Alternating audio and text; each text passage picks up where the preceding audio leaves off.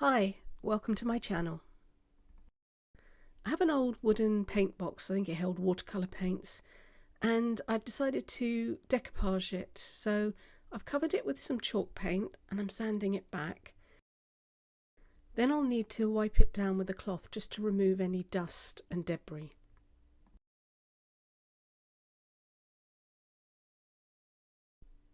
I'll use this paint in a satin finish just to give it a nice base coat. It will probably need a couple of coats, so I'll go ahead and do that, sanding a little bit in between.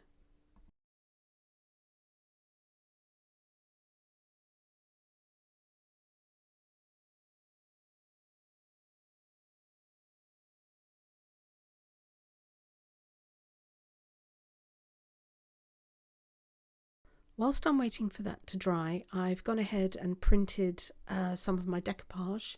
I'm just using tissue paper, the same sort of tissue paper you use for gift wrapping. I used a repositionable spray glue and I coated a sheet of printing paper, just copy paper.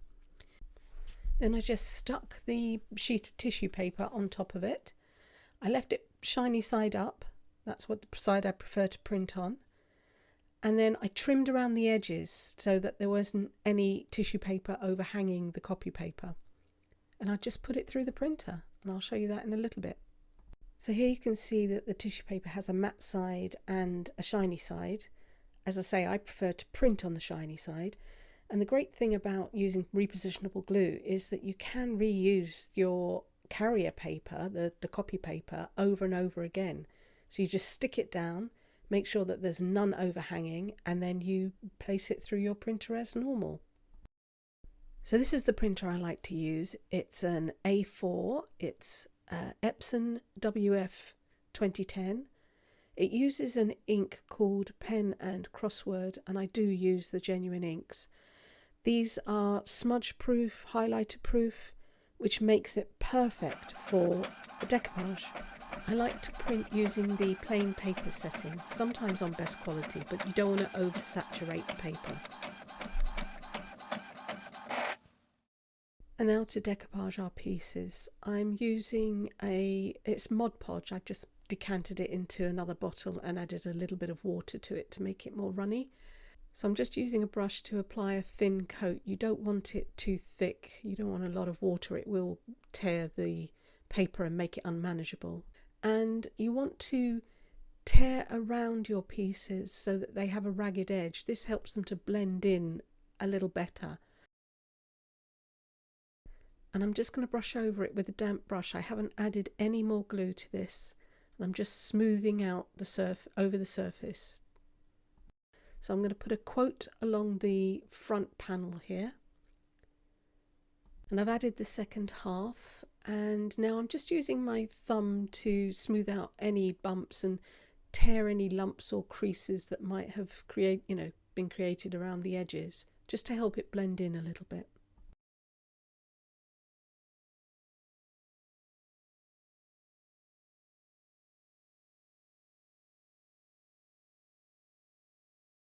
And once I'm happy with it, I'm going to set it aside and leave it to thoroughly dry while I work on the lid. So I've printed my images and I've just laid them out on the surface, and I'm going to use this water brush just to draw a line on the tissue paper, which will help me to tear it.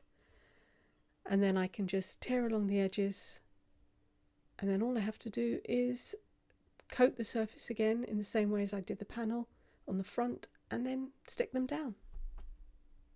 So I'm just going to speed up that process and you can watch what I'm doing.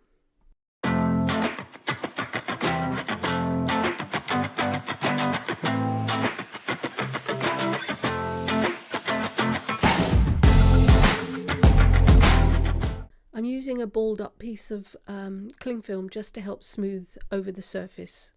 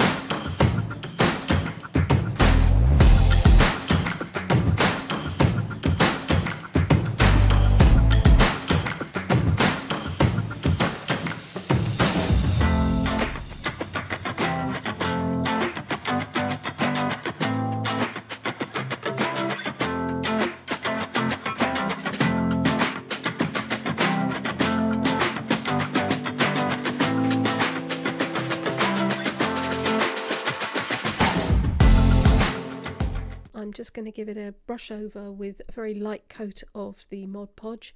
And I'm not worried about the edges at the moment. I'm going to deal with those in a little bit. And then we need to leave it to dry. Okay, it's thoroughly dry now, and I'm just going to give a light sand over the surface just to get rid of any bumps or any ragged edges. I'm really not pressing hard, I just want to smooth the surface a little, that's all. Now I'm going to deal with those bits that are hanging over the edges. I'm using this is a paper file, but it's basically just a nail file that will work too. And I'm just pushing against the edge of the box. Push away from the paper, don't push into your design. And you'll find that the edges come away cleanly and easily.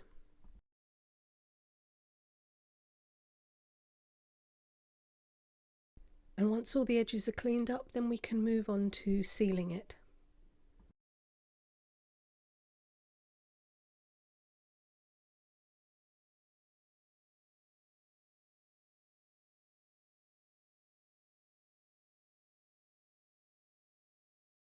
I now need to protect the surface by sealing it with this acrylic varnish. I can't find this one now on Amazon, but any acrylic varnish will do. I've just decanted it into this small bottle because it's easier to use, and I'm going to apply it with my fingers. I just find that easier for me, and it's washable, so it's not a problem to clean up.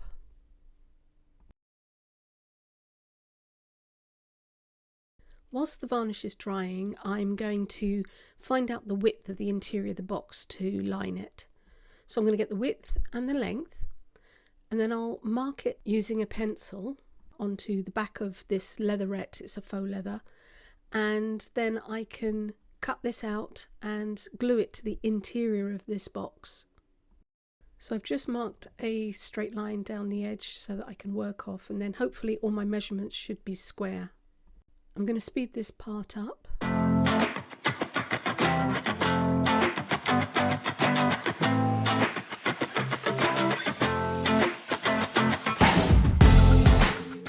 It would probably be easier to cut with a rotary cutter, but I don't have one, so I'm just going to use some scissors.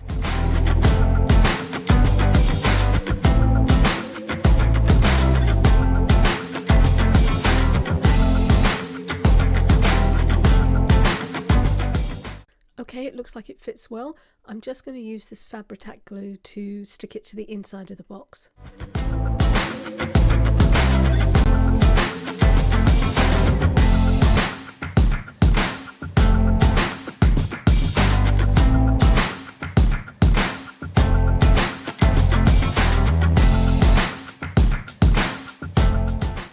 Okay, now I want to attach the lid, and I've got these little hinges.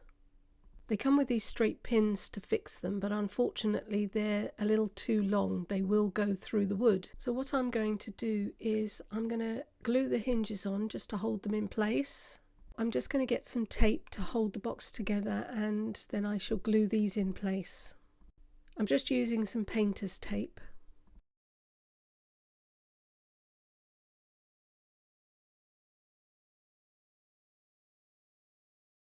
I'll just stick the hinges on using this B7000 glue and then hold them in place with some tape until they set.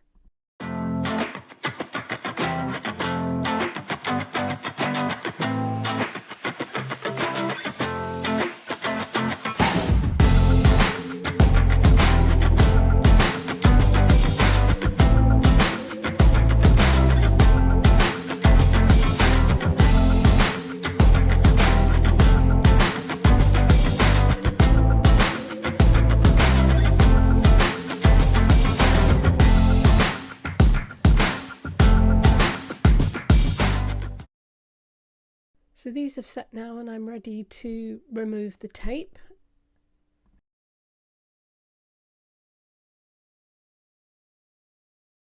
And then I'm going to use a hammer to knock in the little pins.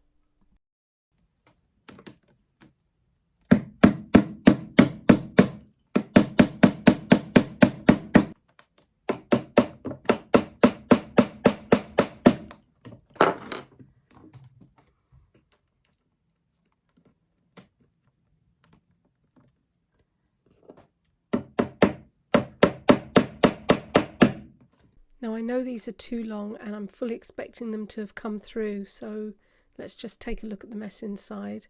I will deal with that later. So I'm going to use this Dremel with a sanding disc, or I think it's a sanding drum on it.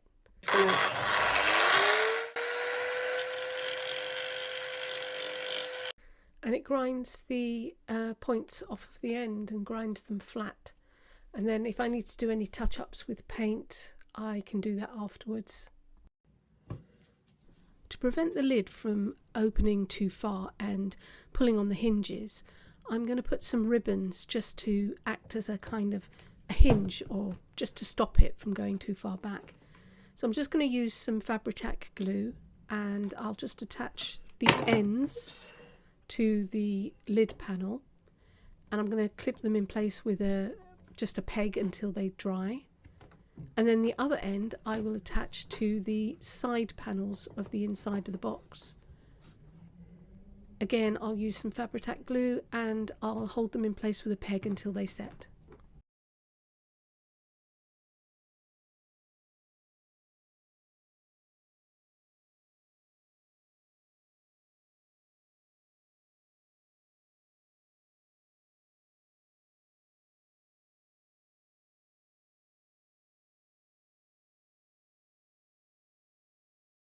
So here are some photos of the final results.